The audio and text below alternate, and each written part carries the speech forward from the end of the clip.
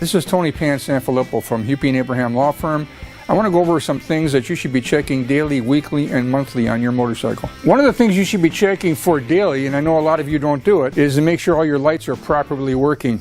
Before you take off for any ride, even if it's a short one, you should be making sure that your headlight is working, your taillight's working, your brake light's working, and your directional signals are all operating properly. When you check the oil, you want to check it with the bike standing up, not on the side stand.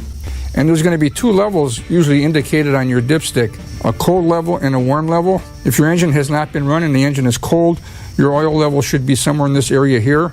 If the engine's been running and it's warm, the oil level should be up to the second notch here.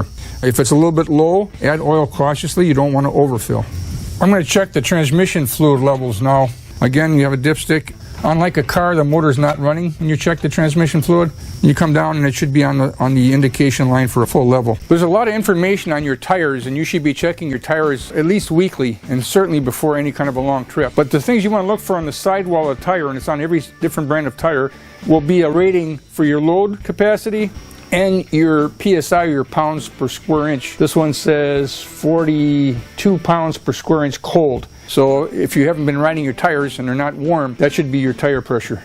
When checking your drive chains, whether or not you had a chain or a belt, you want to make sure that this tension is not too tight or you're going to wear your bearings out.